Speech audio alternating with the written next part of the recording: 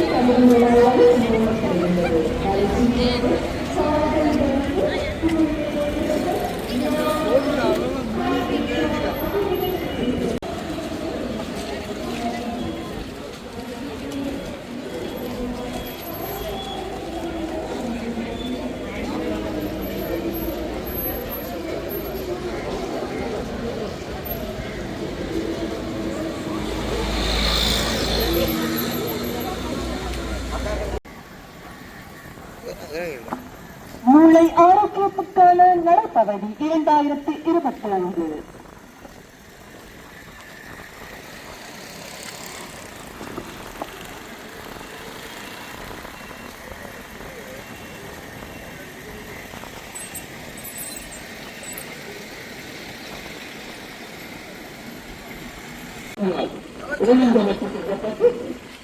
வடமாகாண சுகாதார அமைச்சு மற்றும் விளையாட்டு இளைஞர் நலன்புரி அரசு வழங்கி வடமாகாணத்தின் முதல் முறையாக ஆரோக்கியத்திற்கான விழிப்புணர்வு நடைபெறும்.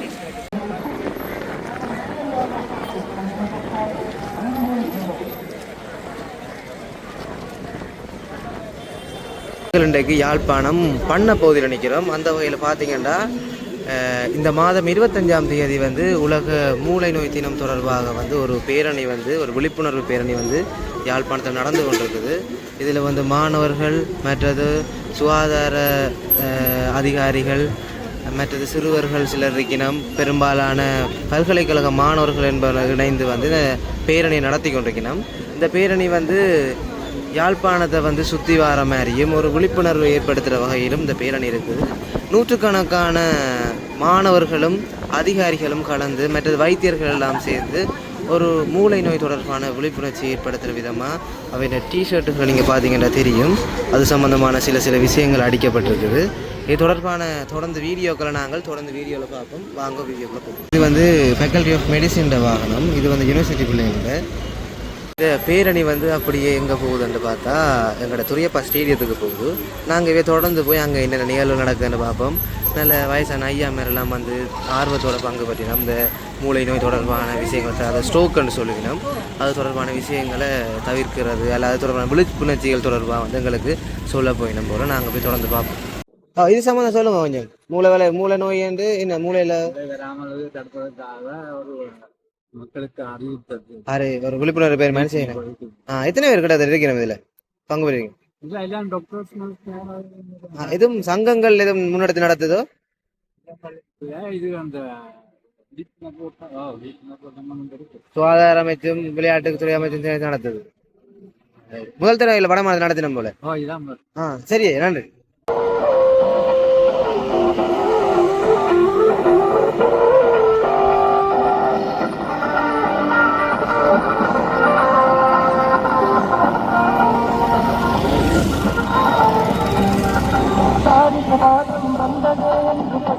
கிடந்தது போதும் இதன் நேரிய பயிற்சியும் நெஞ்சத்திடமும் நல்லதோர் வாழ்வை தருமே. இதன் நேரிய பயிற்சியும் நெஞ்சத்திடமும் நல்லதோர் வாழ்வை தருமே. புதிதாய் பிறப்போம்